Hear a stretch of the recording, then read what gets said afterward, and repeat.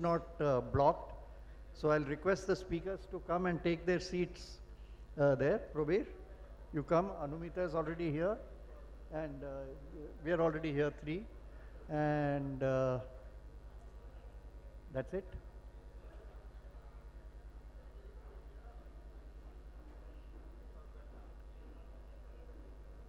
Please sit anywhere. Please, Tapan is here also. Sit, you can sit there or here, wherever. I'm just arranging for circulation of papers, abstracts or papers. That will be done in a minute or so. And Professor Bandyopadhyay is here. Very good. Just take a chair there, please.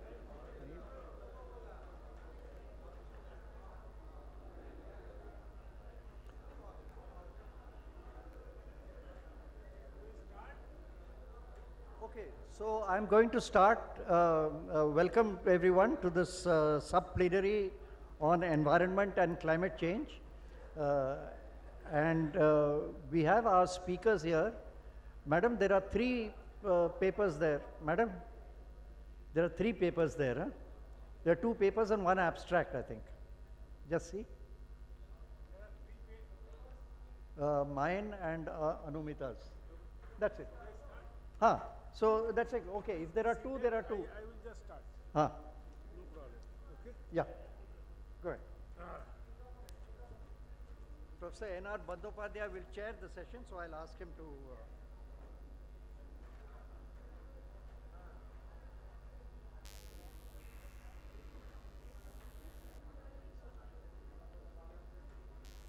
Be seated. I know. Details are here. Details are here. No problem.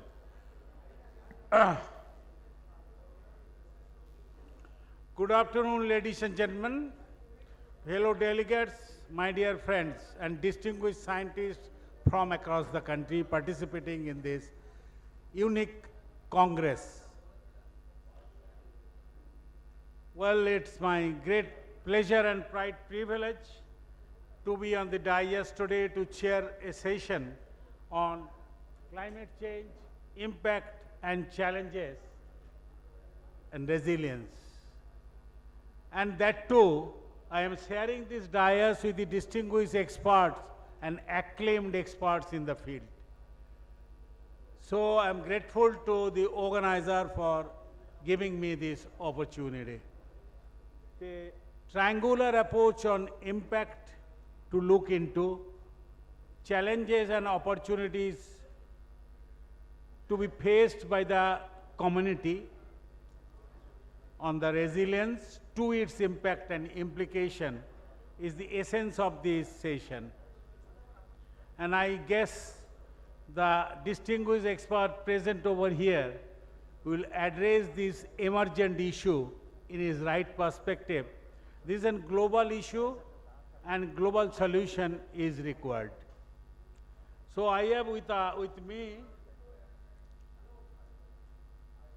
my esteemed friend Dr. D. Raghunandan, who will initiate the discussion of this unique session.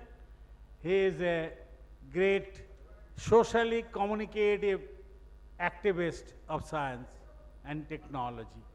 So I would invite, without wasting time, D. Raghunandan. Prior to that, I will just tell, besides D. Raghunandan as a moderator, we have Anumita Roy Chaudhary, I guess he is here.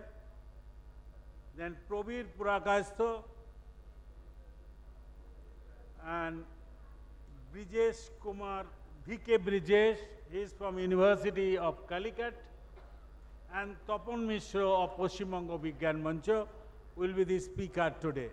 To start with, at the 0 hours, I will invite Dr. D. Raghunandan to initiate the discussion in this session. Thank you, Professor Bandyopadhyay. Thank you, Neil, and all my fellow panelists.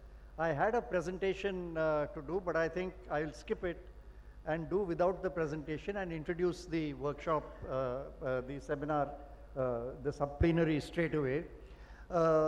As I was mentioning in yesterday's inaugural session, the People Science Network has decided to launch a campaign, an all India campaign nationwide on climate impacts. And the background of it is roughly as this. The People Science movement has had a long history of involvement with climate change issues, particularly with the global arrangements for control of emissions, and linked to that India's position in the negotiations process and what India should be doing, etc. We've had extensive campaigns within the PSM on this. We have had considerable influence on government policies, certainly in the earlier government, which actually modified India's stance for the first time at Copenhagen in response to, we think, in response to a petition signed by over 75 large, major voluntary agencies in this country back in 2008. Now, that campaign, as I said, was successful, but within the People Science movement, it involved probably a smaller number of technically oriented people and technically oriented studies, which led to the position that the People Science movement took, which was released in the form of a small booklet, again back in 2008. Over the last 2-3 years, however, climate change has taken on a different dimension completely to what it was before. Before, you could have said, average person on the street thought of climate change कि ये पता नहीं क्या हो रहा है आसमान में, इस पे बातचीत हो रही है, कभी पेरिस में होता है, कभी कोपेनहागन में होता है. The average person did not get animated and feel involved with this entire process. It seemed very remote to them. But over the last 3 years or so, climate change is now become, it's like a slap in the face.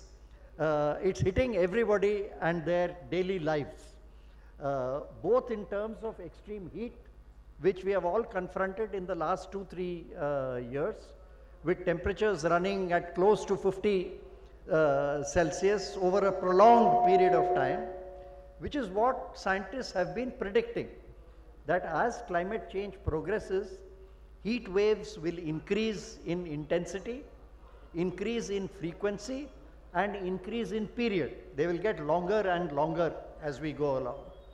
Unfortunately, in India, the response to this heat wave from the governments has been very poor.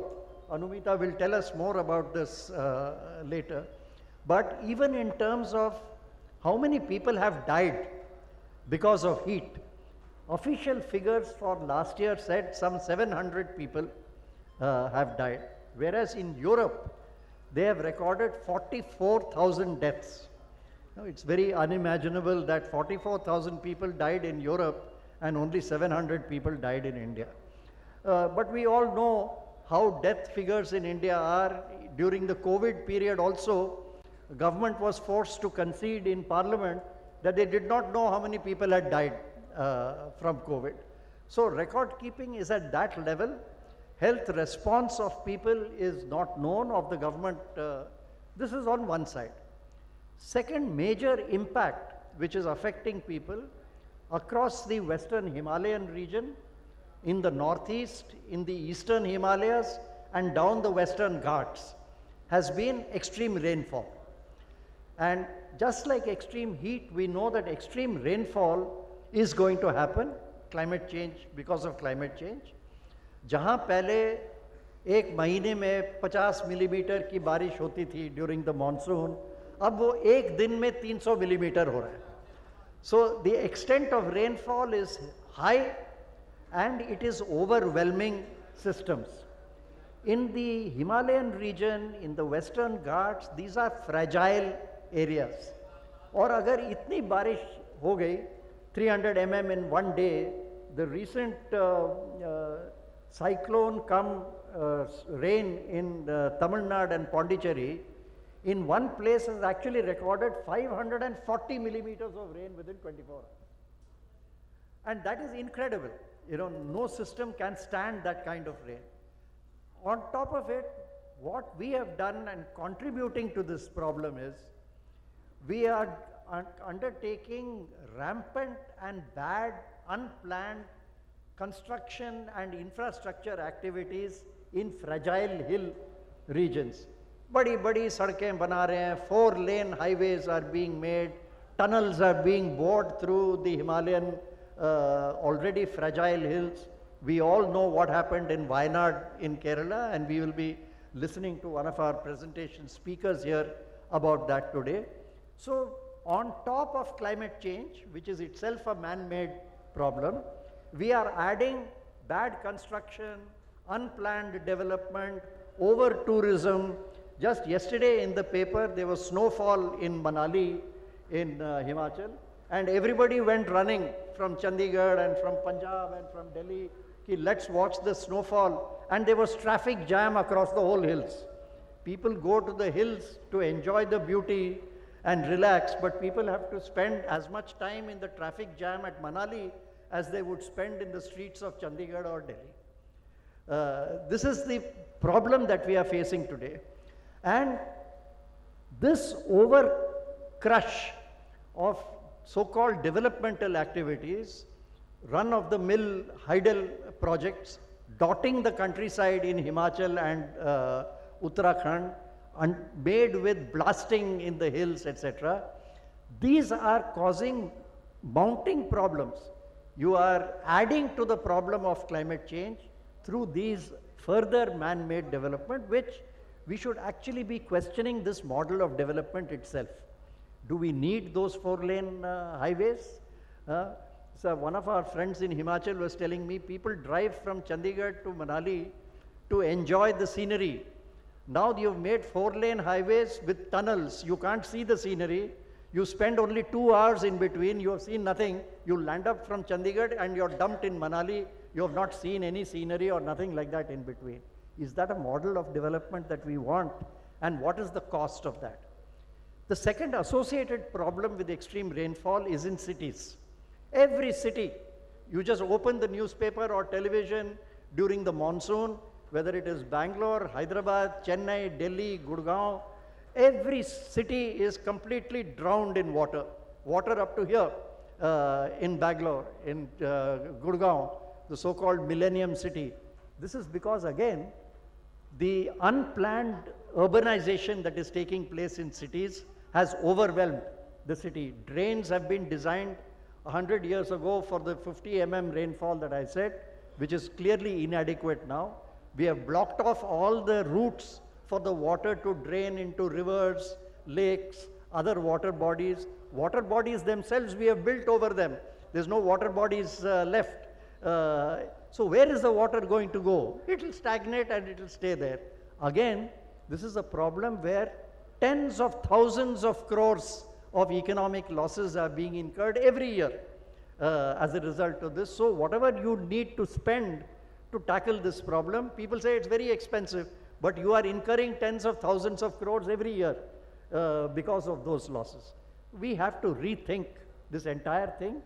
Extreme heat, I don't want to spend too much about, Anumita will be telling us, but there also we have added problems. Our pattern of urbanization means that in a city, you are experiencing 4 to 5 degrees Celsius more than in the surrounding areas because of the urban heat island effect. And half the urban heat island effect is caused by the concretization of the infrastructure, and the other half is caused by waste heat. The heat that we throw out into the city from air conditioners, from automobiles, etc. So we have a lot of questions to tackle linked to climate change, but also intimately connected with the pattern of development that we have. So we are proposing this major nationwide campaign. I will not detail the campaign now. That paper is here before you. We will be discussing in detail this campaign in the 2 workshops in post-lunch session. One workshop on extreme heat and the other workshop on extreme rainfall, landslides, and related issues. So without further ado, that's my introduction to this subplenary. We have 4 presentations before you, which are going to cover different aspects of climate change, as well as of other major environmental challenges confronting us and our path of development. Neil? Thank you, Dr. Raghunandan. Well, you have heard about the mission mode approach by AIPSN to address the climate issues. He highlighted the reason behind this thing and others also. So now to address this, second speaker will be listening to Dr.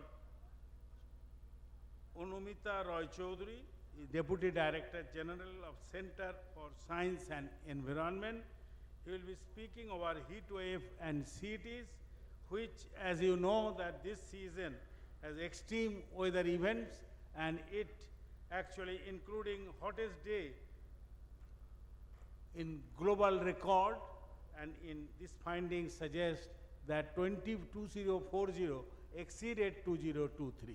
So we will be listening to Anumita Roy Chaudhary. Please, Madam.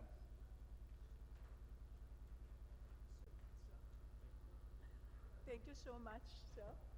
And Raghu, when I was listening to you, that is a great comprehensive introduction to the challenge, what's going wrong, and how we really need to adapt the new development pattern around the boundaries and the limit that the climate change is setting for us.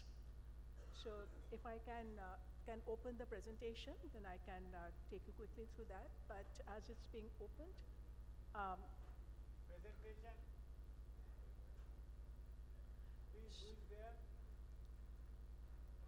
So as this is being opened, let me continue just with a little bit of the intro to the issue that we are raising today.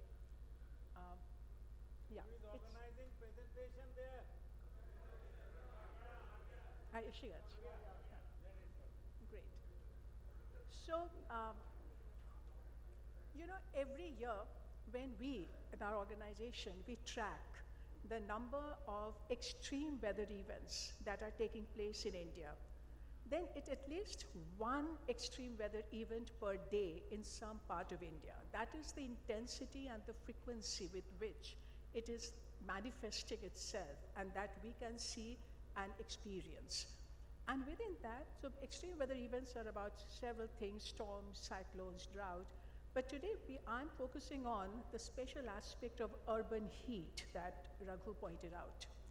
And increasingly, as we are looking at the mounting evidences from the IPCC, from the UNFCCC, it's very clear the way the temperature is rising across the world and the manifestation of this, and more important, how cities are more vulnerable. And cities, because of the urban heat island, which we will discuss, it is much warmer than its surrounding areas. And that has enormous implication for the exposure for the people, and particularly the vulnerable groups. The poor people with much weaker coping capacity are a lot more vulnerable to the heat stress and the health impact associated with it. Now, what is more important for us is to here, I just want to highlight one point, that we keep talking about urban heat or rising temperature. But before we understand that what is needed, what we need to do, let us first try and understand that what are the parameters that we are looking at and how are they really changing in the Indian context? What does it mean for us? So next we go to, when we looked at the decadal changes since 2001, what is very clear, the city after city, Delhi, Mumbai, Kolkata, Hyderabad, Bangalore, Chennai, you do see a rising trend in temperature. But roughly, we are still talking about 0.5 degree centigrade. And what is very interesting is therefore that the ambient air temperature is in that range. But next. And there is a huge local variation in that rising temperature. So Mumbai, Bangalore, Chennai, where you see the decadal summertime average ambient temperature has risen, but Kolkata, Delhi and Hyderabad, the composite climate, where you see a little lower increase. Now, what does this really mean? Because as the changes are taking place, and we need to understand what it means. You know, when we are worried about heat, it is not just the temperature. What the other parameter that we really need to focus on is the humidity. And that's where we are seeing a lot of game-changing changes happening. So Hyderabad, Delhi, Mumbai, where you actually see the relative humidity increasing quite a bit. But Kolkata and Chennai also to some extent. And so what it really means, the reason for sharing this data with you is that it is just not the temperature. It is the temperature and the humidity when both go up together, that's when it really becomes intolerable for us. And that's the humidex, and that's when the people suffer the maximum heat stress, because our ability to sweat and our ability to adapt, the body's ability to adapt to the changing climate, that reduces. And so this is what is happening today in India. A little bit of increase in temperature, but a lot more increase in humidity across different climatic zones. Now, that's the reason why it is not the height of summer, but more than that, the monsoon months, when you see that when the heat index is really, and it's really increasing across when you're looking at the different Daniel changes that is taking place. Now, but one very important dimension of this change is not the overall temperature, just not the overall change in relative humidity, but what we are noticing across different cities is that the nighttime temperature is increasing. Now, nighttime temperature is when the city has the opportunity to cool itself down. But increasingly, we are seeing across all the cities, the Delhi nights, Bangalore, Chennai, only Kolkata is not that bad yet, but in all other, there is a nighttime temperature that is increasing. And what the IPCC is telling us, and the Lancet Planetary Health studies, that the risk of death from excessive heat is a night that increases nearly sixfold. So actually, when we say people dying because of heat, they are observing that the most of the deaths are actually happening not during the afternoon, but a lot during nights. That's what we really need to understand. So it is when IPCC is now saying that the nights are now several degrees warmer than, when we are looking at the overall change happening. So if we understand this trend, and I just wanted to do that reality touch for how the change is happening in Indian cities. Now let's look at that what is contributing to the heat. And clearly what it means and that has a huge, huge implications for urban planning, for urban design and the construction industry. And especially keeping in mind that India estimates to add more than 21 billion square meter of building space by 2040. Now, if we are going to build so much in the future, and if we have to adapt to the changing climate, then what does it really mean for us? And for that, when we are looking at what is leading to heat, so one is the urban morphology, the land cover, land use, the green, blue, the water bodies and the green areas, the motorization, air conditioners that generate a lot of waste heat, the exposure and all these and the materials that we are using in our urban infrastructure and in our buildings. So these are all the heat trappers that we need to look at. So from that perspective, when we did a 9-city study, it's very interesting to see that how IMD defines the heat wave and the heat stress. And when we applied a lot of that to the different cities, the 6 cities from different climatic zone, and we found that in 5 cities, more than 80% of the area is vulnerable to huge, very high heat levels. And you can now today map all of these out through the land surface temperature. And so as you can see that the growing thermal discomfort is inevitable in all these cities, Pune, Kolkata, Jaipur, Delhi, Chennai, Hyderabad, Ahmedabad, Nagpur, Bhubaneswar.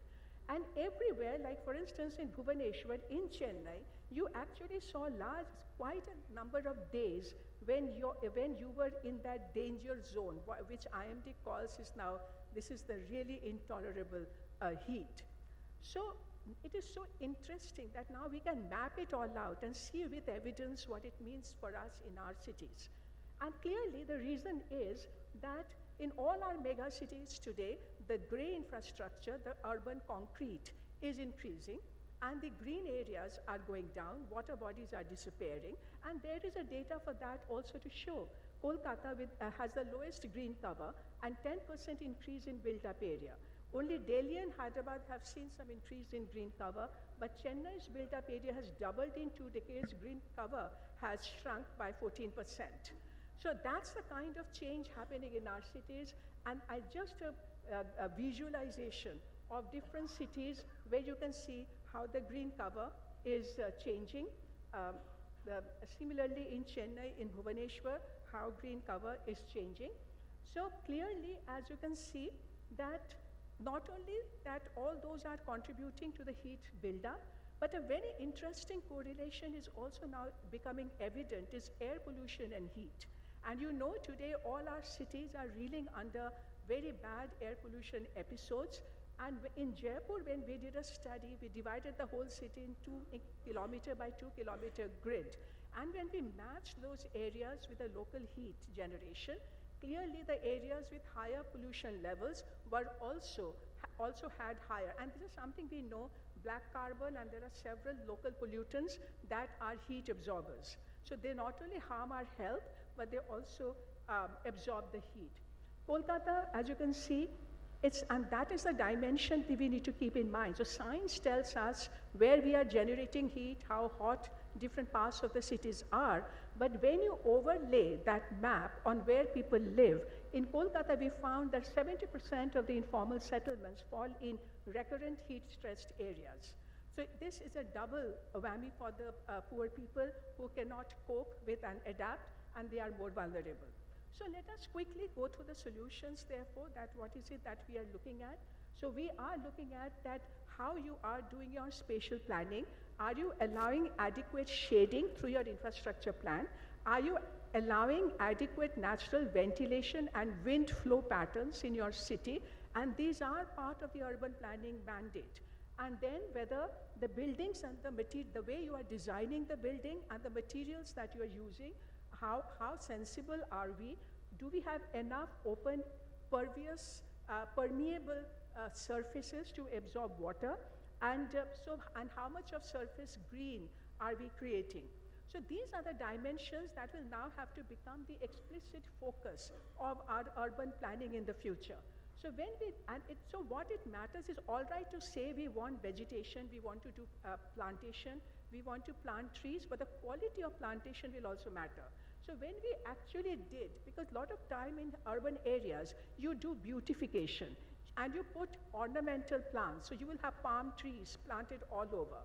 But when we actually took the thermometers to actually measure the temperature in the shade of different trees, you can very clearly see the difference, that what it means to have an effective vegetative cover to give that shading. The palm tree will have much less than the one with a better canopy. So these kind of data and evidence we need to generate to inform the urban planning process. The material matters. So today, when you have a black-topped road, like Raghu said, 4-way and 5-way and 6-way lanes that we are making in our cities today, that's a huge heat absorber. We have found 12-degree higher temperature, triggering a staggering 61 during that heat stress period. Red paver tiles and how much their temperature changes. So surface temperature of the grass surface, soft paving, will be much less than the hard paving. And within that hard paving, the design will matter. I'll just do this very quickly. And therefore, so materials matter next, especially, but in if you look at the buildings areas, you find that the low income group buildings with the tin shed, they are actually much more heat trappers. And obviously they cannot afford anything else. So this is the kind of heat mapping we do. Many of us don't even understand what the vehicles are doing. A parking lot creates a huge heat island effect, and which now requires a shading method if you are really creating the parking lots. Similarly, so current approach in the last point that I just want to raise, that today all cities are now preparing their heat action plans. But what we find that most of these plans only focus on the emergency response, that you have a heat stroke, whether they are, which is important, and whether the medical measures are available, whether you are providing drinking water. But what is now needed is to look at all these policies that have already come up in India, but they are not adding up to influence the new development. So we do have the urban codes, we have the energy conservation codes, we have transit-oriented development policy, and with environment impact assessment for buildings and township, they require 30% built-up area to have permeable and vegetative cover. But these are not adding up, and there is no clear compliance strategy for us to bring about the systemic structural changes in our urban planning so that we can make. So we are often making wrong choices. This is Delhi near India Habitat Center. There is no point in making this kind of shade with metal.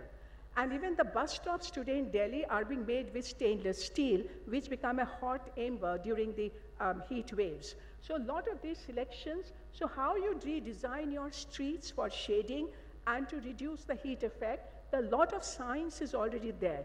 We have to change the microclimate of the intervention area to do the mitigation. And that's where we are looking at, and next, and my last point I'll go. So, and then the last thing is that, one is that kind of heat trapping, another is heat generation through the vehicles that have exhaust heat, air conditioning that has exhaust heat, but the buildings now need to get a lot more energy efficient and thermally comfortable next, and therefore, so all these next steps that we are looking at is reinvent urban planning, master plans, retrofits, need city vulnerability assessment plan, institutionalization, reducing the cooling load on building, material innovation. All these will now have to come together.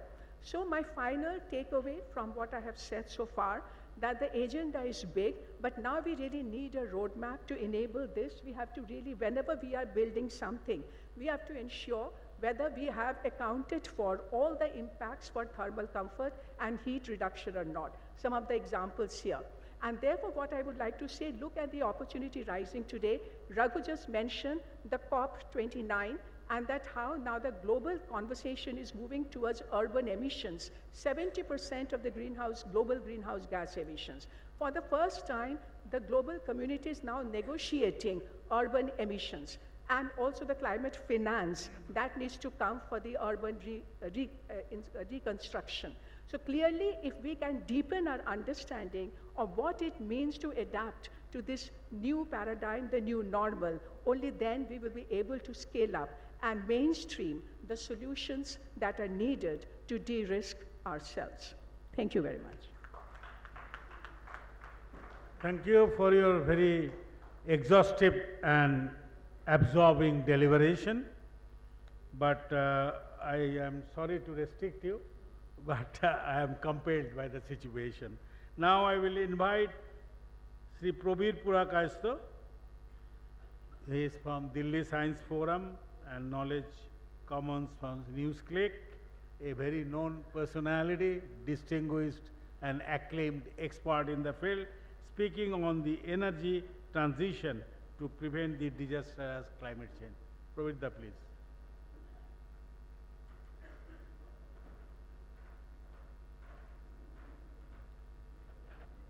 I am now wearing a completely different hat from what I have been introduced earlier. NewsClick editor, NewsClick, etc., etc. আমি जो मैं अभी बोलने जा रहा हूँ, इस पे 40 साल मैंने बिताया है ज़िंदगी का कि power plant engineering, power plant स्थापित करना इत्यादि इत्यादि मेरा मुख्य काम ज़िंदगी में रहा है. So this is a subject which is of course close to my heart, because at the end of it, it is not simply global warming that we are seeing. It is really how do we produce energy, how do we use energy, that is the key issue. अगर हम देखें कि energy हम किस तरह से उत्पादन करते हैं, किस तरह से उसकी इस्तेमाल करते हैं, वो हमारे लिए ग्लोबल वार्मिंग का सोर्स है, क्योंकि ये शुरू हुआ है, all started when we started industrialization, of course in Europe first, and then rest of the world has been following. Or that is ultimately what causes carbon emissions, and carbon emissions, global warming, etc., etc., follows. The question is, all right, we can deal with the effects of global warming, not easy. Heat stroke होगा, कैसे मरम्मत करेंगे, कैसे ये करेंगे, शहर कैसे बनाएंगे, but the main problem still lies in how do we actually produce energy and how do you reduce carbon emissions, both in the long run but also in the short run, क्योंकि हमारे पास इतना वक्त नहीं है. Slide. This is the first slide. So this shows where we are.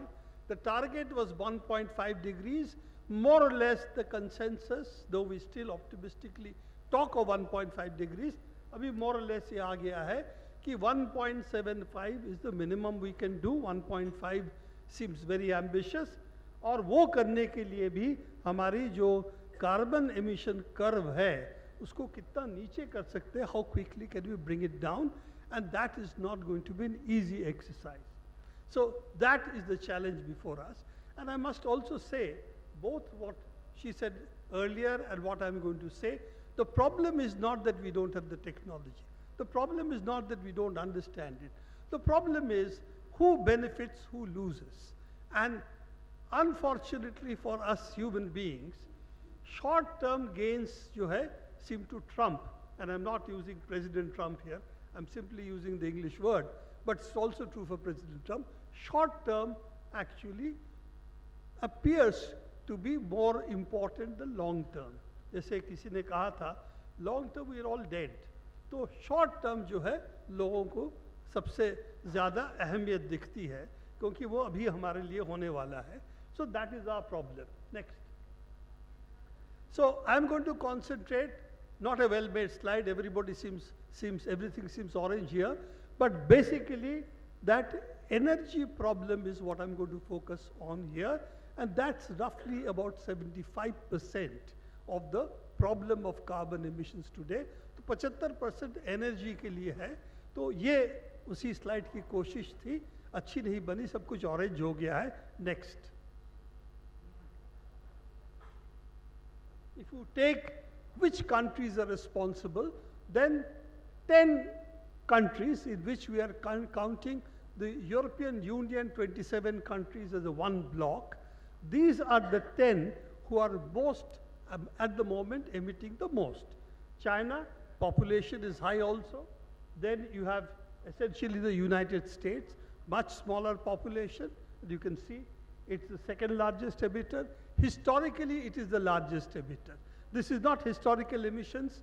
It is not about global justice. We are really talking about what can we do now. Forget achieving global climate equity in which those countries who have emitted the most take on the most responsibility. That's not happening.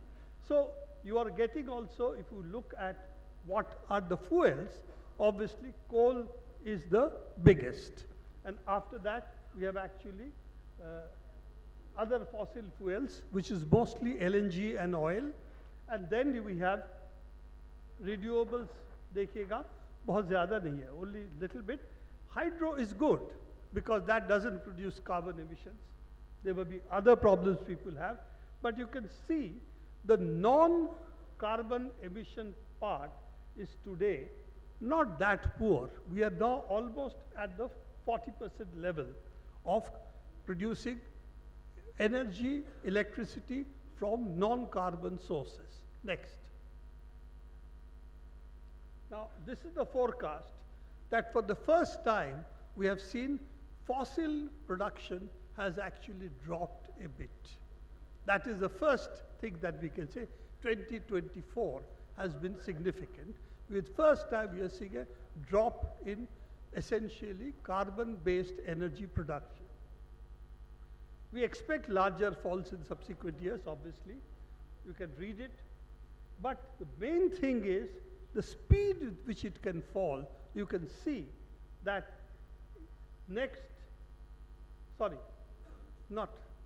please go back to the previous slide.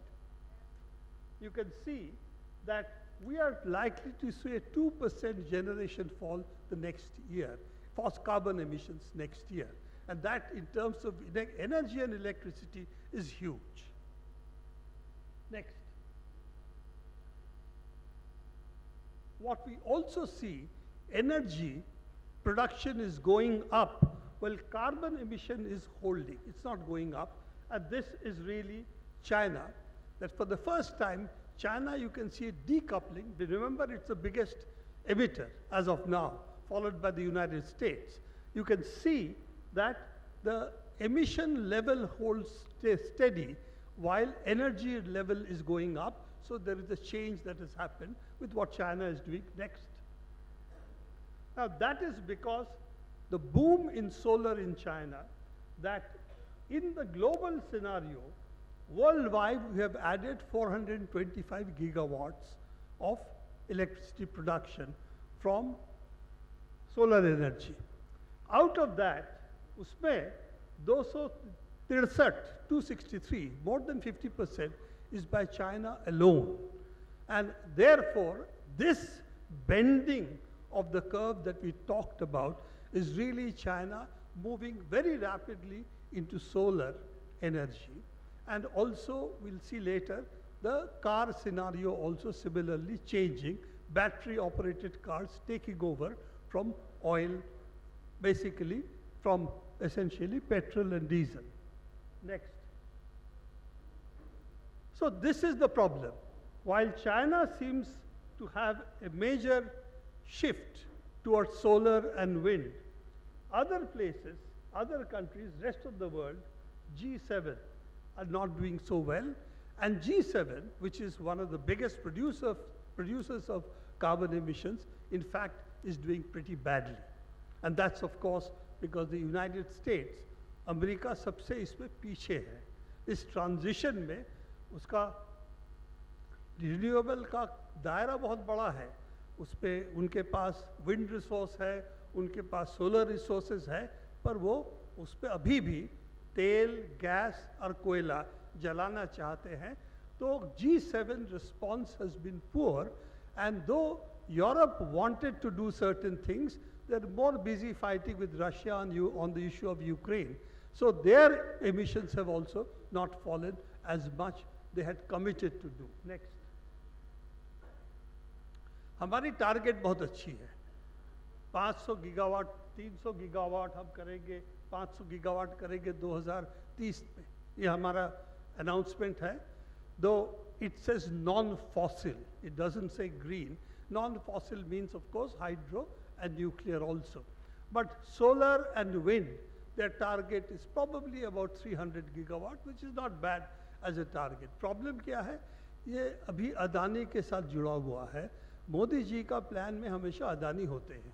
तो अदानी इस वक्त अब जानते हैं बहुत फंसे हुए हैं कि उन्होंने बहुत बड़ा big corruption issue that the American cases have highlighted is that ACCI, which is the sole body to purchase solar and other renewable solar energy primarily, that had a tie-up with Adani, and that Adani tie-up meant at the end of it 7,000 crores essentially being promised by Andhra Pradesh, and that for buying electricity, and that meant that, as the various exposes seem to show, that there was corruption involved in the deal. So this is what comes out.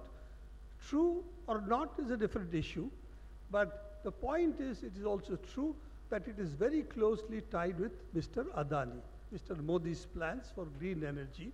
And the problem now, Adani has raised really capital from the bond market in the United States. And if that is hit, then what happens to Adani's plans? Will the government of India and the Indian banks then finance Adani is the next question that is going to come up.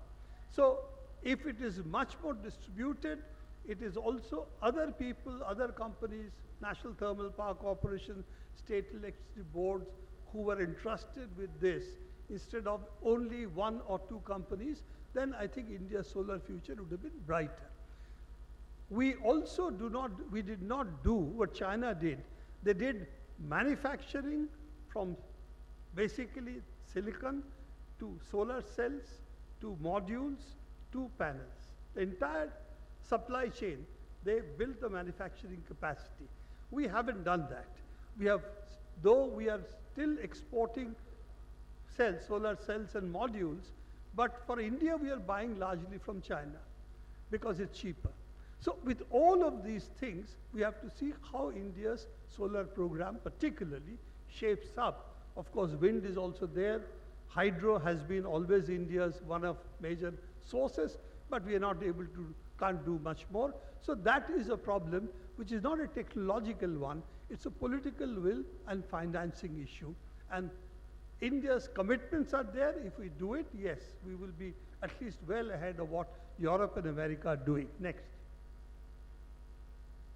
EV scenarios also suddenly has changed. For a long time, we thought batteries such that we could replace cars, gasoline with batteries is going to be difficult.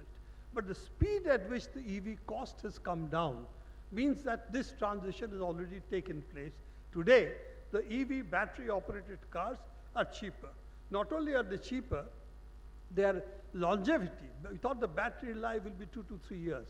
Now it appears the battery life can be 7 to 8 years, probably longer, and it will only decrease to about 80% of their capacity, which means the battery problem that we thought was the major one for cars is over. Now for buses, it's also easy to handle. For trucks, long distance, we have to see how we can actually handle this problem. But the speed at which it has happened, जिस रफ्तार से battery technology आगे बढ़ी है, ये मेरे ख्याल से एक अनोखा उदाहरण है कि सामाजिक ज़रूरत अगर होती है तो टेक्नोलॉजी जो बनाते हैं उस पर रिस्पॉन्ड करते हैं, और इसकी उदाहरण सबसे हमारे सामने है बैटरी टेक्नोलॉजी में जो परिवर्तन हुआ है. Next.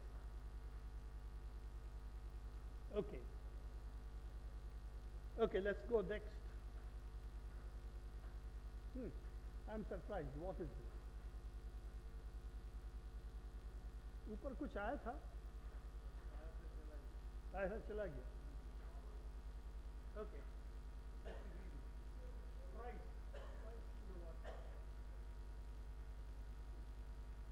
This is actually the price of kilowatt hour for batteries, actually. Let's go to the next one. Lithium ion batteries ka. This is the cost per kilowatt hour. The rapid decrease you can see. It's fallen by in about 10 years, it has fallen by come to 1/8 of its price. That is the speed at which this is taking place. Next. Is it done? Are we through? हो गया? हाँ, तो ये जो है net zero को तरफ कैसे बढ़ सकते हैं. तो जेनरेशन पहली बार हम देख रहे हैं कि संभावना है करने की, बट किस तेजी से करना पड़ेगा. Share of generation at speed at which it will have to rise is also there. So we are catching up. Earlier we are really not catching up. Now we seem to be catching up with the curve required. But it means the political will and the collective will, not just China and India, but of course Europe and United States as well as investments in the rest of Africa and Latin America. But भविष्य के लिए एक सबसे बड़ी बात जो है कि इस वक्त renewable energy is cheaper than coal and or any other source of fossil energy. तो पहली बार जो हुआ है कि it is economically viable, and that change has taken place because of the expansion. जितना ज़्यादा आप बनाएंगे एक चीज़ को तो आपका यूनिट प्राइस घटता है. So unit price falls, and that we are seeing is the economic part. What is missing? The political will. In the, what is the global warming, abhi jo COP29 hua, the rich countries said we won't fund anybody. We will invest. आप plant बनाएंगे, we'll own that. तो एक rentier capitalist model जिसमें हम ownership से दुनिया को control करेंगे ये है, और इस वक्त उनका सवाल ये नहीं है कि दुनिया को कैसे बचाई जाए, ग्लोबल वार्मिंग कैसे ख़त्म की जाए, उनका है चीन को कैसे शिकस्त दी जाए और रशिया को कैसे शिकस्त दी जाए और दुनिया के जो दूसरे लोग हैं उनको कैसे गुलाम बना के हम रख सकते हैं. This is the basically the agenda और what I will call the G7. G7 कहता है ना, हम G7 है, दुनिया को हम बताएंगे रूल बेस्ड ऑर्डर क्या है.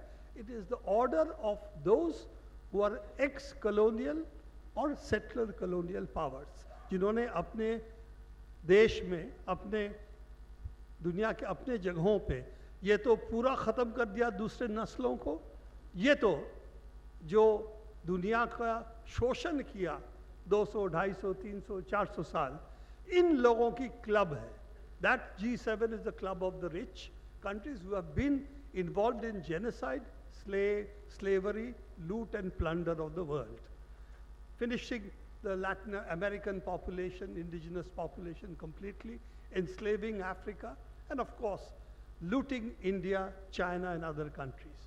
तो वो अब कह रहे हैं कि हम rules बनाएंगे, but they don't seem to be interested in saving the world. They're only interested the next year's profits. वो capital के बारे में मार्क्स ने कहा था, a capitalist will be willing to sell the rope that will hang him. So that seems to be the rule that our ex-colonial and settler colonial countries want to follow. As long as we are okay today, we don't care what happens to us in the future. I think that is the battle, that it is not a technological, it's not an economic battle. At the end of it, it's a political battle that we have to fight, not only against our capital, but also against the global monopoly capital that invests in profits, not in human beings. Thank you.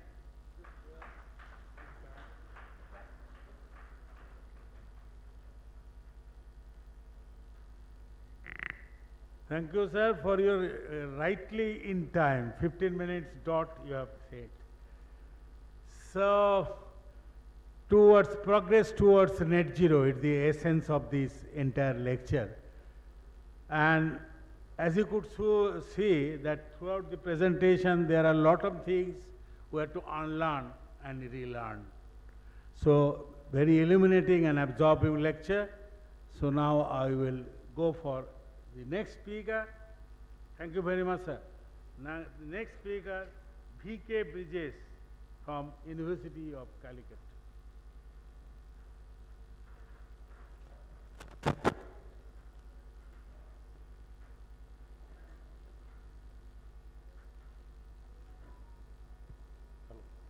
Hello. Yes. It's okay. It's okay. So, good afternoon, one and all. I'm audible, okay? So, it's a very small study about the micro landslide warning systems. Not audible? Excellent.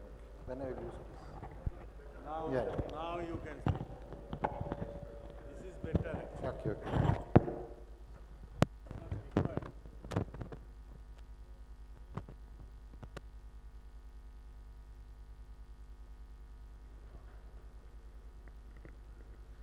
Okay. Okay. Yes. So it's about a small study on landslide warning system, and based on the. Yes. Is all right? Yes, sir. It's okay. Yes. So it's from Wayanad district of Kerala. Yes. Next, please. So Wayanad district, unlike other districts of Kerala, it is in the highland. It is in the highland of Kerala, and the maximum height it reaches is somewhere around 2,100 or more above mean sea level, and it starts from around 500 meters above mean sea level. So unless, unless other districts, it is a very highland region. And another peculiarity is that along the western part of the district, we have got we are having the part of the Western Ghats. The western side of the district is covered by the Western Ghats, and the lithology is also different. There we have got the Charnakite type of rocks, an entirely different rock what we are getting on the other side, middle area and the eastern side of the district, which is part of the Mysore Plateau or a larger part of the Deccan Plateau. So the rock type is entirely different, and the topography is like this. And then coming to the climate change part, we are experiencing, like any other part of the country, Wayanad is also experiencing changes in microclimate, starting from the delay in the onset of monsoons and also change in the daily temperatures, excessive rainfall events like that. So that has become a norm. That is, we are having either a flood or a landslide during the monsoon, starting from 2018 or so. We are experiencing that. Yeah. This was in 2019 in the Puttumala region of Wayanad district, and we lost around 17 people in that. And in 2024, all of you know that, and all of you have helped us. That is the Mundakai Chural Mela incident. We have lost around 400 people, and still we have not got the remains of many of the missing people. And there is the 2024 scenario. And in 2000, yes, next please. Yeah. So this is how we compared the loss of the area, that is the Chural Mela area, where we had a landslide in the year 2020 also, but that was a warning was given and people were evacuated. But it was not as large as what has happened this year, 2024. But and also the impact was also less during 2020.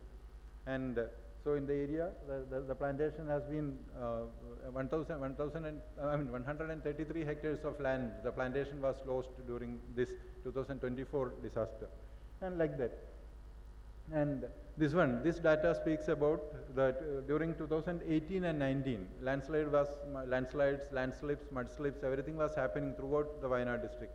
And there was the major flood of Kerala 2018 was there, and in the aftermath of that, we got so much of landslides 2018 and 19.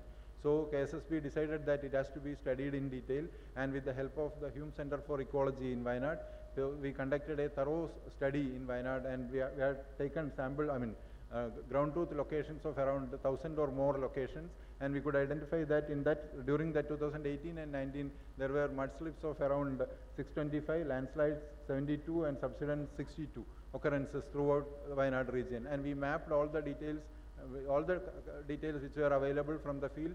We got geologists, we got doctors, we had a team, and many of the people who visited during those times, they are here as a part of the KSSB delegation here also.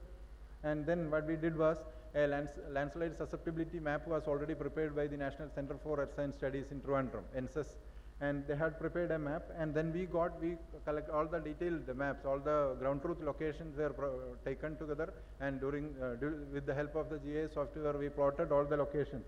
The previous one, please.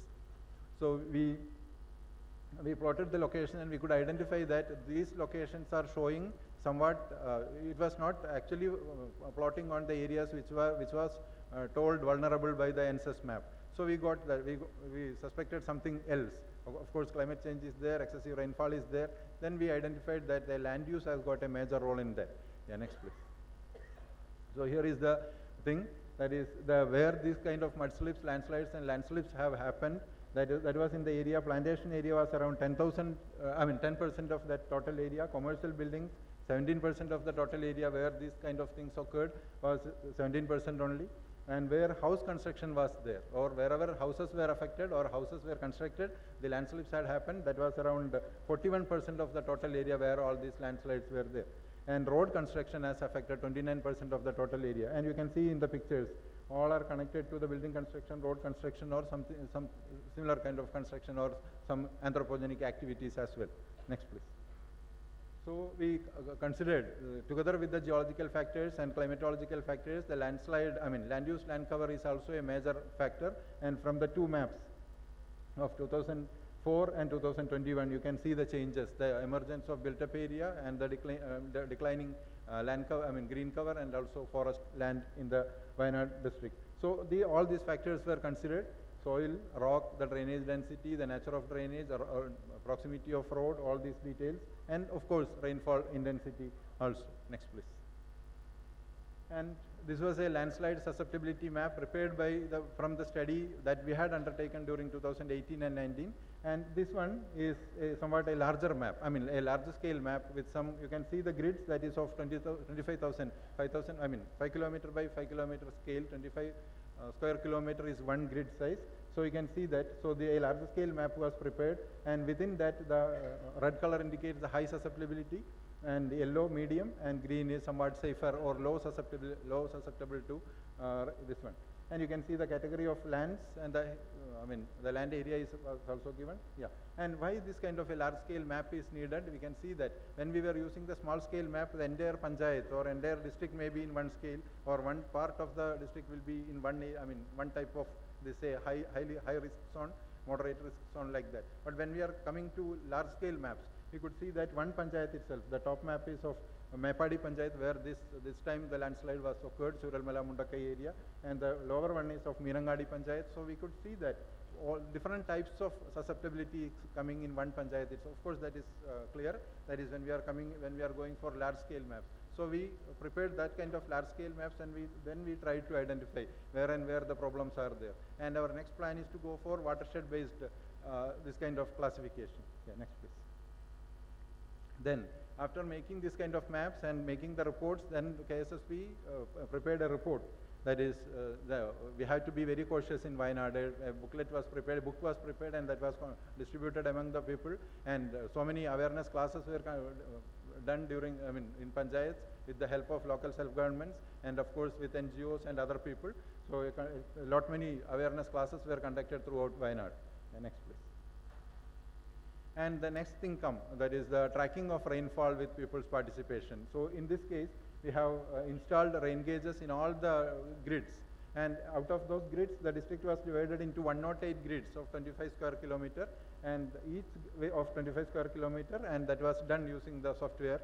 And then identified the people who can handle the rain gauges, and of course the thermometers, and they were trained for taking the readings, and that were collected through social media networks.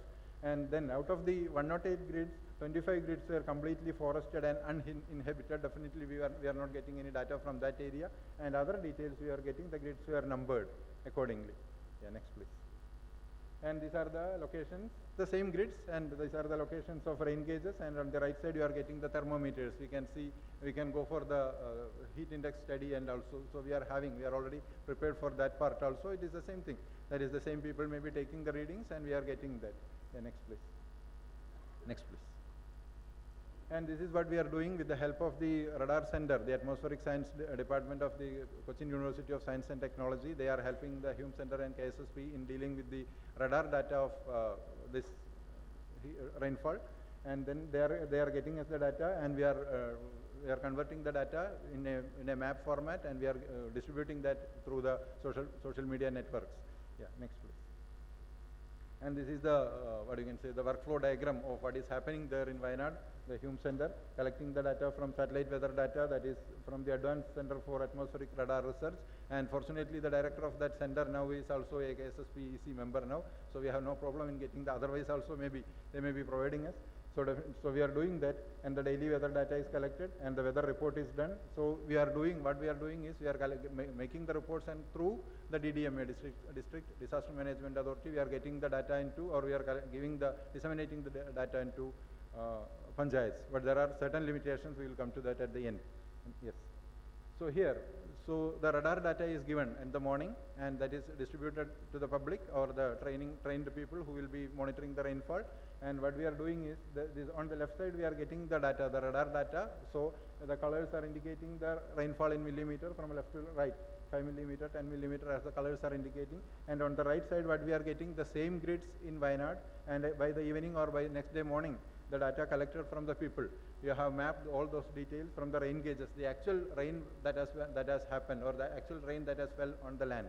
So this is how we are fine-tuning that, the forecast and how much rainfall has happened, how much rain has fell on the land. Yeah, next please. So again, here also when we are going on a large scale, we can see that the landscape, the rainfall is different. In single panchayat itself, we are getting different types of, we can say the intensity is different. So that is how we are getting. This is of Pordana Panchayat. So you can see the difference. in the low rainfall, high rainfall, and the medium rainfall, and you can see the three colors there, red, orange, and red. So this is how we have to go in detail. We have to zoom in and we have to get the details. So the planning becomes easy. And now one more thing is there. So we have identified certain rainfall zones, and that of course maybe that rainfall zone is related to the geology of that region also, the slope of the region also. We have got lot many fragile areas, the slopes, because from where major rivers are originating, and that is going through either Malappuram district or Calicut district, and that is confluencing with the Lakshadweep Sea. So this geology is also playing a major role. That is why there are two thresholds given there. If in certain areas where up to 2,300 millimeter rain is okay, it is withstanding, the land is withstanding the rainfall, but a plus or around a plus 500 or 600 millimeter rainfall is totally changing, totally disrupting the landscape, and landslide is sure. And in certain other areas, yes sir, we are moving. Certain other areas it is 5,000 millimeter plus 400 millimeter, so that is changing, that is making the problem. Okay, next please. So this kind of output maps, different types of maps are produced. Yeah, next please. Next please. Okay, so this with this, that is the cumulative rainfall that we could collect, and for the, that is on the day from 26/7 to 30th. 30th July was the doomed day. That is the Mundakai Churalmala landslide occurred. So we could get, you can see that the landslide, the high amount of rainfall that has happened in the area. Next please. Next please. Next please. Yeah. So this number of days rainfall received in Wayanad district more than 100 millimeter. You can see that the number is increasing year by year, 2020, 21, 22, like that it is increasing, the excessive rainfall days. Yeah, next please. And one thing is very important, that is there are certain, of course, we all know that there are certain data gaps, and here, that is from the data what we are getting from IMD, definitely it's not a mistake of IMD, it is because the number of rain gauges installed is very less compared to the rain gauges installed by us there. So definitely a change. The IMD actual rainfall for Wayanad was 1,565, and the normal, but what we have got is more than that. So there is a deviation. So this kind of deviation from the exact data is still there. Yeah, next please. So, and of course in the accuracy alerts also there is changes, and for in June 10.5% accuracy, and in 23% accuracy in July. So changes of course there. Next please. Yeah, other districts are also coming up for making the things, and now, yeah, I'm stopping sir, 2 more slides. So there should be certain guidelines with what kind of data can be taken, who can disseminate the information to the local people, who can, through which protocol can be done, what kind of maps we can produce, like that. Yeah, next please. Yeah, okay. So that is about the data collection. The technology is there and people are ready. So what we have to do is, we have to go and reach out to the people and tell them these are all the things, this can be done. Okay, thank you so much. Okay.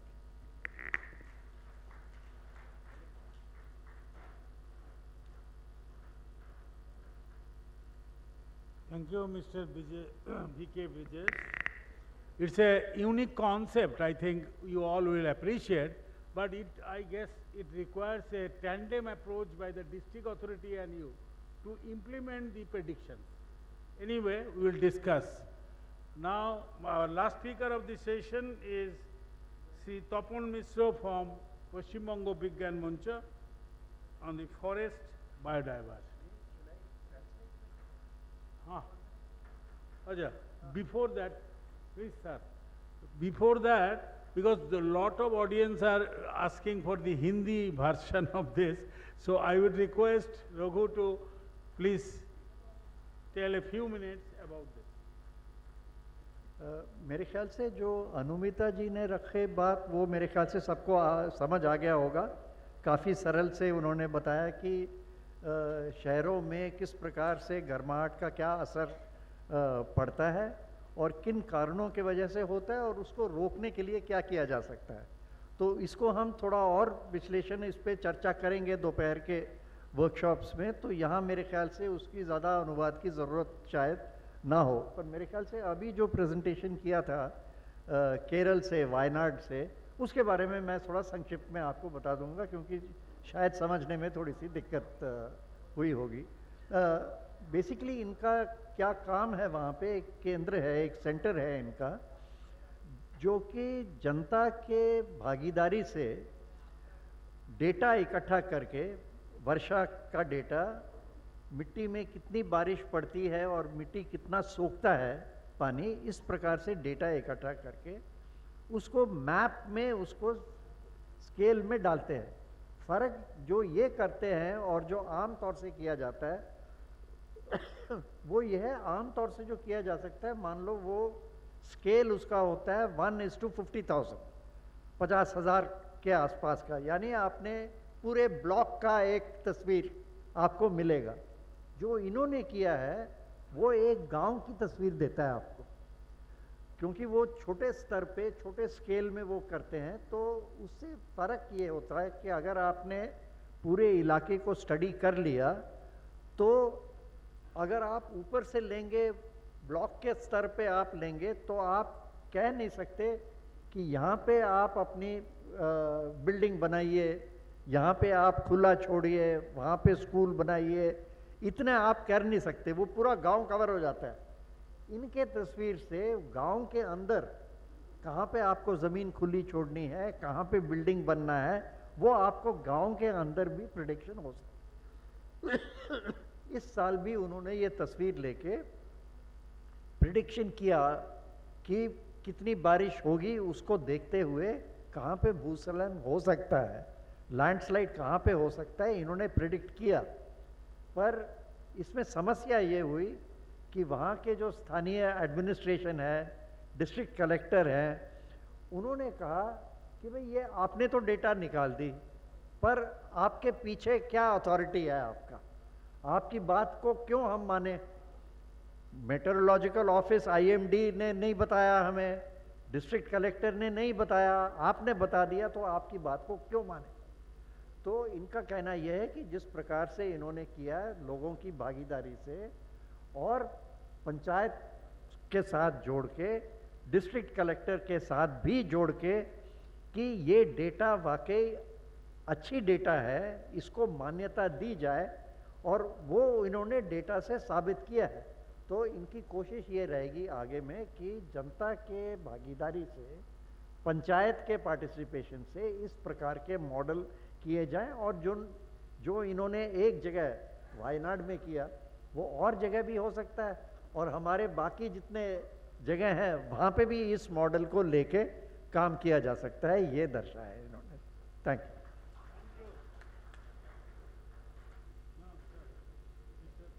Mr. Tapon Mishra from Paschim Banga Vigyan Manch. Thank you, Chairman and friends. Can I have the projection, please? Hello? Perhaps nobody is there. Can I have the projection? Projection, please. So, the subject is forest and biodiversity. As you know, it's a very vast subject and also a neglected one. So I'll be confining myself on COP16, COP16, that has ended on 1st of November this year. What are the outcomes of that, and some policy issues of Government of India on this biodiversity related things. And in forests, I will be confining to myself on the data that has come up in the form of by ISFR, Indian forestry data, forest cover data, that has come up within 5 to 6 days before. So I will be confining to that, and some policy issues on forest conservation. So next one, please. So as I was telling you that this CBD, COP16 of CBD ended just on November, but it ended without any decision. It couldn't achieve any decision, so we will have to wait for 16.2 for its data. So before COP16, the issue of biodiversity, credit was being discussed. not in pen and papers, it was a conceptual thing, but in COP 16, it has been put officially in the table. The next one, please. So this COP 16 has two types of agenda. One is hidden agenda. The hidden agenda is to compensate conservation with money. This is what is called as biodiversity credit, as that of carbon credit. And the declared agenda was something different. It was a follow-up of the traditional share of traditional knowledge holders, what we call as COP 15. In COP 16, the countries agreed for 30% of land and water to be conserved, and by 2030, that is known as 30-30 program. But what is the reality? The reality is globally now 17% of land is under conservation, both water bodies and forest. And so we are far behind such the very vast conservation aspect. Now the target of COP 16 was only 4 targets were there: reducing invasive species and the addressing pollutions that affects biodiversity. The third one was benefit sharing mechanism. This was the most important issue that has been discussed, and integrating biodiversity with development. Next one, please. What is biodiversity offset that has been discussed in COP 16 in Kali? Biodiversity offset is defined as conservation activities intended to compensate in terms of money. So someone may think that is very good if conservation process goes on by monetary help, then it will be very good. But the thing is that the people who are conserving the biodiversity, they will not be able to use it because there is a certification mechanism. The certification mechanism is with the corporates, with the government. They will not see the benefit of the people who are conserving it. So certification mechanism is very critical, as that of ISO, etc., etc. So the offsets are built around the idea of no net loss. There will be no net loss. So this is the idea. The study found that, the last one please, last one. The study found that from 94 to 2012, the reduced forest cover in India only 7.32% of the total forest cover of India. That I will come later on. Next one. So what is the benefit sharing mechanism that is that is going to work? Previously, the benefit sharing mechanism was in the level of molecules. Suppose a species that has a particular molecule. So that species was used by a particular tribe. So the companies used to extract that molecule and concentrate it and use it in the pharmaceutical industry. But now it will be in the level of digital sequencing information or in the genetic level. So when it goes to genetic level, the benefit sharing will be very difficult. So how this will work? That was the main point of discussion in COP 16. As I was telling you that the certification mechanism is also very critical. Certification mechanism means a certifying authority will certify that it has been properly conserved, or it is the knowledge of a particular tribe. Next one. So now coming to forest, the forest carbon offset or the for a carbon trading mechanism which is going on now. Now it is in implementation state, not only in experimental state. It is only say focusing on carbon absorption, carbon sequestration, not other ecological services that forests provide. So other ecological services that forests provide is being totally ignored, and perhaps the conservation mechanism is only only saying that for this carbon dioxide absorption is the only way to conserve our, reduce carbon dioxide level and conserve our biodiversity resources. Next one. So, what IPBES studied? IPBES, as you know, that it is an organization like IPCC, but it works on biodiversity and ecosystem services. It says that indigenous people are, or local communities are the actual persons who conserve the biodiversity resources and traditional knowledge associated with it. So indigenous and local knowledge systems are locally based, but regionally manifested, and they are globally relevant. Next one, please. So what happened to 2023 Biodiversity Act amendments that was made by Government of India? So this amendment, unlike 2002 Biodiversity Act, it reduced regulatory burden on the mostly pharmaceutical companies. So they also made this decriminalization of offenses.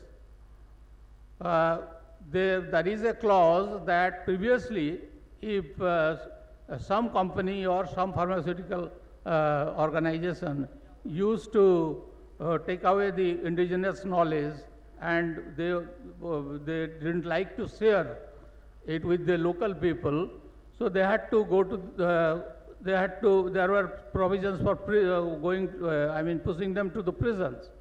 But this thing, this imprisonment process is now not there by the this amendment that has been done. It has only been this thing has been removed, and the penalty will be within 1 lakh to 5 lakh. Think about Patanjali, etc. They have done many such offences, and now there will be only penalty of 1 to 5 lakhs, which is very easy for them. Next one, please. So in 2023 Biodiversity Amendment Act, the Ayush industries, they were who actually use this codified traditional knowledge, they were excluded from sharing this knowledge with the common people, sharing the benefit with the common people, those who have this knowledge. Perhaps you know the case of this Ayush, Divya Pharmacy, that is of the Ramdev, what's it? He had a case, but he was just,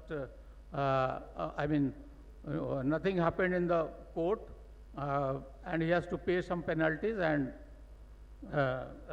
he got out of that case. So, next one, please. So this government says that it is all about ease of doing business. The amendment is for ease of doing business. The business is about, of course, in pharmaceutical industry of India, particularly depending on our biological resources, it is vast. And there were uproars in the parliament, etc., but this Biodiversity Amendment Act was passed with only raising hands. No discussions were allowed in the parliament. Next one.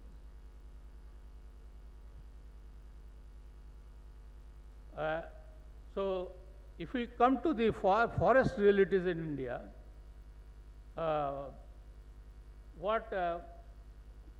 let us go to the next one.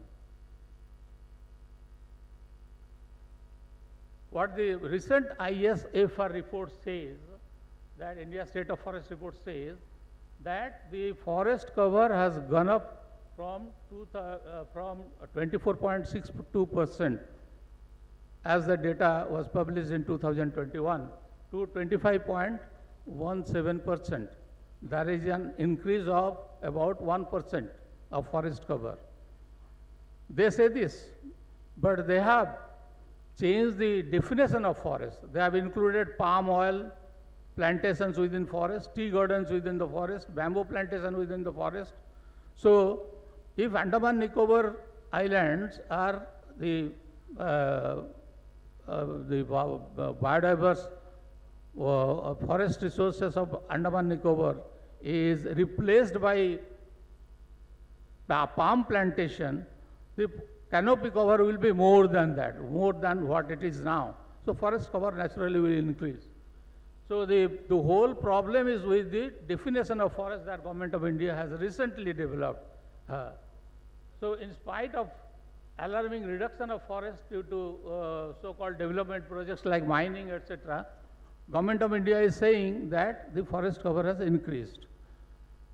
And there are experts who say, of course, regional studies, particularly in Western Ghats, that the forest cover has decreased.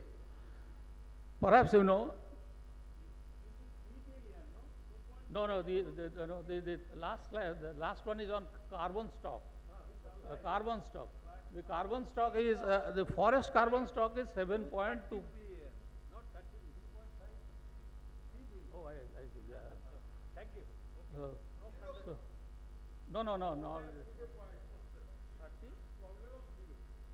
Yeah. So, in Government of India, the ISFR report, it says that forest carbon stock is now 7.28 something billion tons. But the total carbon stock should be 30 billion. Total carbon stock, not only forest carbon stock. More than 30 billions. But the aim is to have 30 billions of carbon stock. So we have surpassed. And as we are going in terms of forest canopy cover, which is to 25.17 now, if we go on in this space, in pen and paper, in 5 years, in next 5 years by 2030, that will be 33%. But that will be in pen and papers only. What is the reality? Let us come to the next one. The reality is, next one please. The reality is here. The reality is by the studies that has been done by WRI, World Resource Institute. They have a forestry data collection system. They say that the forest cover has reduced, perhaps this thing is not there. The forest cover has reduced a lot. FAO also says, FAO has a 10 years data from 2010 to 2020. It also says that the forest cover is 72%, 72 million hectares in India instead of 80 million hectares that has been claimed by Government of India. Next one please. So, this is the real scenario of forestry, but the Forest Conservation Act amendment in 2023, what it did, the forest land situated alongside railways and public roads, if you need clearing of these forest lands, you do not need any EIA to be done. You do not need any forest clearance. The last part of this EIA is forest clearance, which is done by FAC, Forest Advisory Committee. So, within distance of 100 kilometer from the international border, no conservation activities will be done. No forest can be conserved in terms of reserve forest or sanctuary, etc. If government wants, without any FSC, it can say just cut down the forest and use it in any other purpose. The fourth point is up to 10 hectares of any forest can be used for security purposes. The actual terms that has been written there is for activities related to ultra-left groups. Anywhere in Sundarbans, which is biosphere reserve, they can cut down 10% of forest, 10 hectares of forest for a CRPF camp or something like that. So these are the amendments that has been done. But they claim that by 2070 there will be net zero emission. So this is the reality of the forest structure in India. Let's go to the next one, please. Yes, within 2 minutes. So I was talking about the NGT, our National Green Tribunal. It has taken up a suo motu case, perhaps you know, on forest cover estimation of India. And the base of that case is this 2000 to 2023 data that has been given by this World Forest, WRI, and the organization that collect forest resource data for them. They say that India's forests have released 110 lakhs of tons of carbon instead of absorbing. The absorption is about 1410 lakhs of tons of carbon, and the emission is that much. So the net net arrest of carbon dioxide carbon in biomass is about 900 lakhs only. So 900 lakhs tons only. So so this is the reality. And at least 2.33 billion hectares of natural forest have been denuded. Natural forest in in Western Ghats and also in Himalaya regions. Both are hotspots of, there are 36 hotspots in the world. We have 4 hotspots, and both of these are hotspots, biological hotspots. Next one, please. So what is needed to be done? We need to go for protest, and we need to go to the, of course, Supreme Court and NGT. In some cases we succeeded. We went to such legal institutions, and in some cases we succeeded. In Assam, we succeeded in not Paschim Banga Vigyan Mancha. It was a case by the tree planting association. So in Devucha Pachami, near Silchar, a vast land, tea garden was devastated. We went to this NGT. NGT said that no, it's okay because post facto EIA can be done. But Supreme Court told that no, that cannot be allowed. You have to do EIA first, then go for felling shade trees and denuding the forest. Next one. So the IPBES report says, the last IPBES report that has come up, that says that 2,000 people had been killed for protecting the forest, going against the state. So nothing to be worried, because many more people are killed annually by road accidents and other things, etc., etc. So we have to protest. The next slide, please. So we have to protest. Unless otherwise we protest to protect our forest and biodiversity, we will have to this transformation that we want to have will not be there. So you have to protest in, also in the field and also in legal systems. Thank you.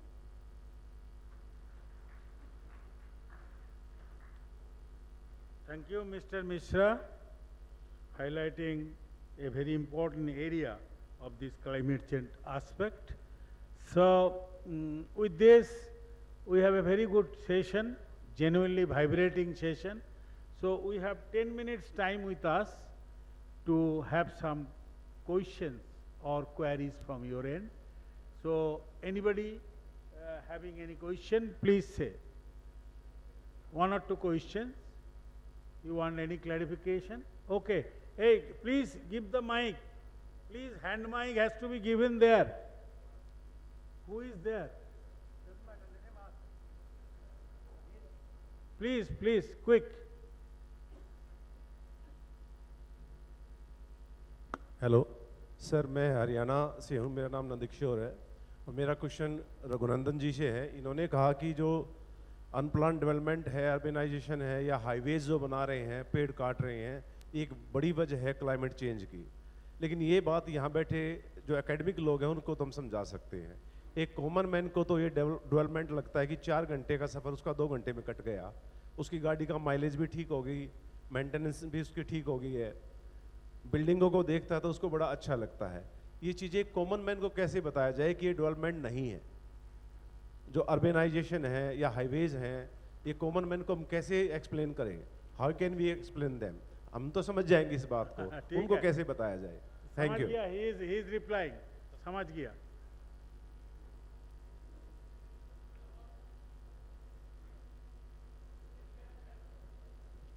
बोलिए।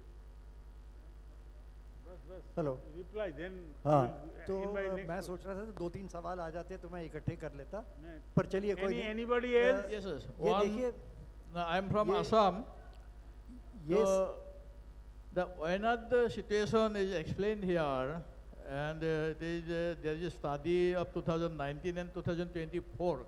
So the studies were done after the disaster or before the disaster. One question. Next is, the recent political outcome shows that the government has less relationship with people. Is it true? You understood? Please come here. Second question. Second question, please repeat. Please come. You reply to this. Because I want to finish. The study in Wayanad is done with people's participation. But in a recent political outcome, it shows that the government or the political system has less relationship with people. The result shows. No. I didn't mean that. What I meant was, there was data with us, but actually during this 2024 disaster, what has happened was, there was no time to disseminate the information. And what I suggested as the policy gap is that we should also be involved in disseminating the information. Actually, there is a SDMA, DDMA, that part, that they are doing their work, but this time, and we have got lot many information, and we should also be involved in disseminating the information. That was my point. Okay, it was not that the political system was failed for this disaster. Actually, there was a time for 24 hours or even 6 hours, a large trough was formed and the entire rainfall was happened. That was the reason for this time. But before that also the data was there. But my point at the end was the data gap, and that there is a problem with disseminating the data, and we have some policy for who can disseminate the data, how that can be integrated to the already existing system. That was the point. I think it is clear. Raghu जी के लिए कोई question May I आया tell? हो? May I tell one question? Please. May I tell one question, sir? हाँ, please do, quickly do. I am telling you, sir, undoubtedly, climate change is an important vibrating issue, burning question now. We want to know some easy answers. What should be the role of NGOs like Paschim Banga Vigyan Mancha, FOSET in our community, in school and colleges? What we should do to reduce climate change easily? Number one. Number two, how the cultivators, in our country side, they can do that. Tapan Mishra has told about carbon credit, earning, etc. How the cultivators, what step they should take now, easily, to earn something by carbon credit, etc. These are my two questions. Yeah. The carbon credit question, Tapan can answer for himself, but two questions जो आपने भी पूछा था and what you have said also, कि ये एक technical तरह से एक समझाया गया है, इसी चीज़ को सरल भाषा में हम आम जनता तक कैसे ले जाएं, ये सवाल था. अच्छा सवाल है, मोटा सवाल है, पर इसका जवाब इतना सरल नहीं है, क्योंकि यही तो हमारा काम है. जन विज्ञान आंदोलन के जितने संगठन हैं, यही तो हमारा काम है कि वैज्ञानिक सोच को आम जनता तक ले जाना. तो ये सवाल आप मेरे से पूछने के बजाय आप आपस में चर्चा करें और तय करें कि भाई ये हमने समझा है, इस बात को हम जनता तक कैसे ले जाएं. अगर मान लीजिए हम यहाँ पे सेमिनार में सरल भाषा में जैसे आम जनता तक ले जाते हैं, उसी भाषा में आपके सामने रखा, तो मेरे ख्याल से आप वाजे है, आप हमसे पूछते हुए ये तो ठीक है, आपने एक समझा दिया आम जनता के लिए, वैज्ञानिक तौर पे मेरे को तो समझाओ. तो हमने पहला काम जो हमारा है फ़र्ज़, वो हमने किया कि आपको जो पूरे वैज्ञानिक हैं, आंकड़े हैं, सब सामने रखा, लेख भी आपके सामने है. अब इसको कैसे जनता तक ले जाएं, चाहे वो मुँह ज़बानी ले जाएं या लिखित में ले जाएं, बातचीत के दौरान ले जाएं, वो अलग अलग पहलू हैं. मेरे ख्याल से आप अपने संगठन में बैठ के इसको तय करें.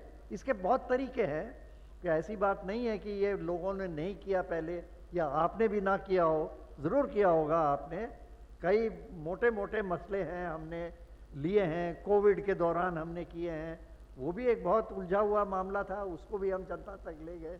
तो मेरे ख्याल से हम आदी हैं इसके बारे में. आप आपस में चर्चा करें कि कैसे इसको ले जाएं. आपके कैंप भी चलते हैं, वर्कशॉप भी होते हैं, इसको लाया जा सकता है. जो the question that you asked about what is the role of organisations like PBVM.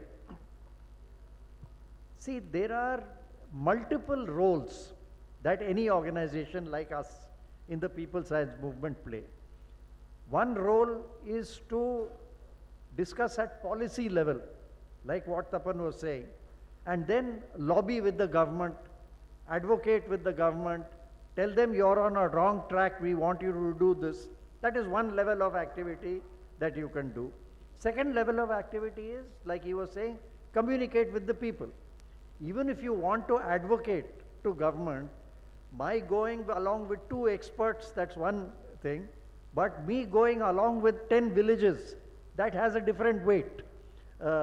So there are many levels at which an organization like PBVM can deal with the issue of climate change, including actions that the local people can take. So there's no one answer to this question. There are multiple levels at which an organization like PBVM or anybody else needs to take this message to the people, to the authorities, to government, sometimes to the courts. And there are many levels at which this is done. I think, again, the answer is best given, like was to the previous questioner. Discuss with your organization, whether it is at the state level or local level or district level, what do we want to do? Depending on that is कि आप कैसे करेंगे इसको, how will you take it, with whom will you take it, that you'll have to work out for yourself. Thank you. That's as far as I'm concerned. I just wanted to add, He will add something on this. I just wanted to add one point. There are various levels, अलग-अलग level पे हमारी बहस होती है. पहला तो there is a big campaign of what capital wants to think is the problem.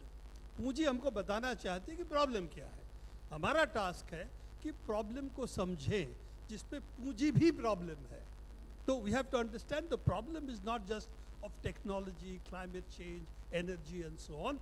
The problem is also political. And when we formed the science forums, our idea was very clear that we deal with the politics of science and technology as well, not just science and technology. I think that part we have to understand. तो पूंजीवाद का जो message होता है, जब सरकार कहती है कि हम कैसे सॉल्व कर रहे हैं प्रॉब्लम, हाँ अदानी के लिए कर रहे हैं, अंबानी के लिए कर ले, टाटा के लिए कर ले, बिरला के लिए कर रहे हैं, क्या is it for the people?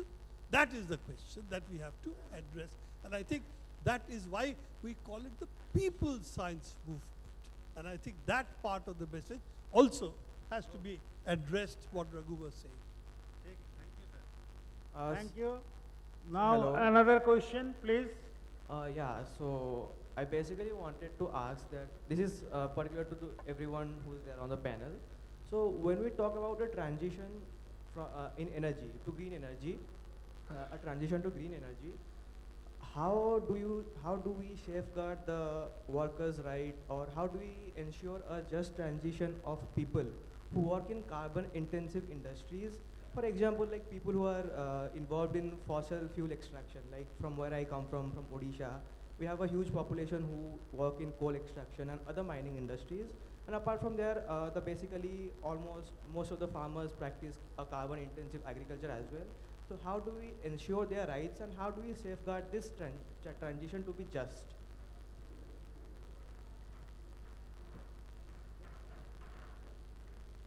Well, there are two parts to this. There is, I don't think there is a carbon intensive cultivation.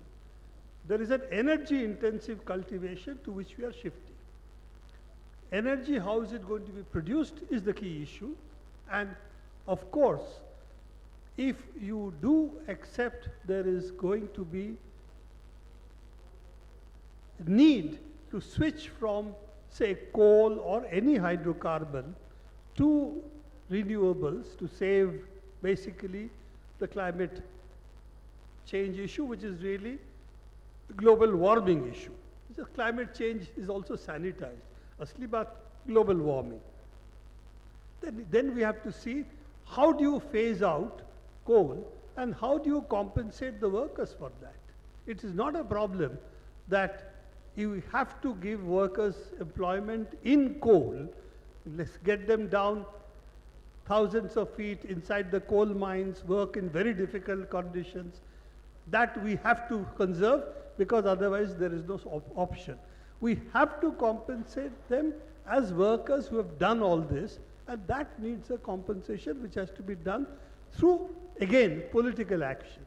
So at the end of it, this is not a social and economic problem alone. It's also a political problem, which is why we have to sit down, as Raghu was saying, and work out what is the way that we go forward. The argument cannot be we have to burn carbon because workers' employment has to be protected. You have to see how workers have to be compensated for loss of jobs. And that is true for every industry which gets into this kind of problem. So thank you. I think this part of the session is a very vibrant. Sir, last Oh, question. now you have a question? Please. Please be seated, sir. Raghuji, Please. my point is, do the nation had a carbon crediting policy in place? Raghuji, do the nation had a carbon crediting policy in place?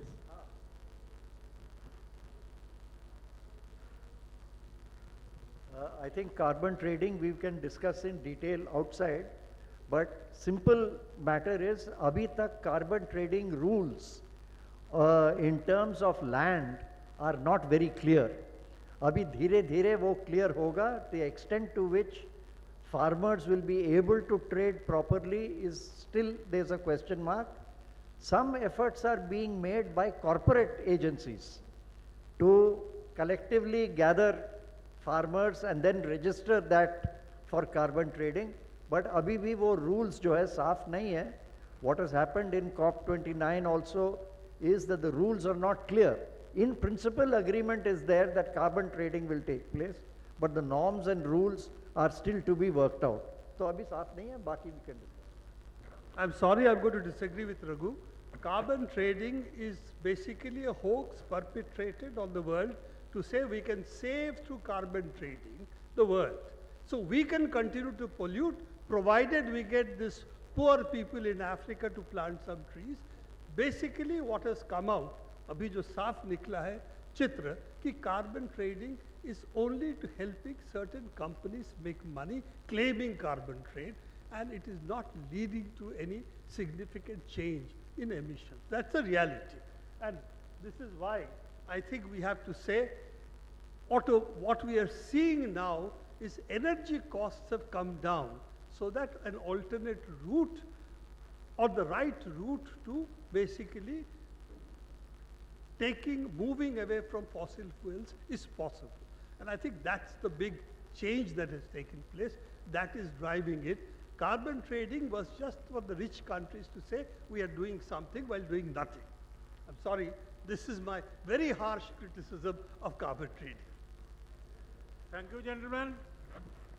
So we are at the end, concluding the part of the program today. This is a very vibrant session with all, and to prevent climate change, catastrophic climate change, we need to address the issues of climate responsive technology development, social movement, socio-political movement to get the thing done. So this speakers over here has contributed to this theme and cause. So let us have a big round of applause for these speakers.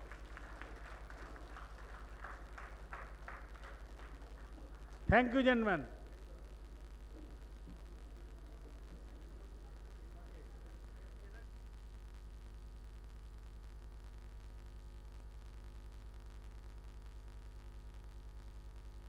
Organizer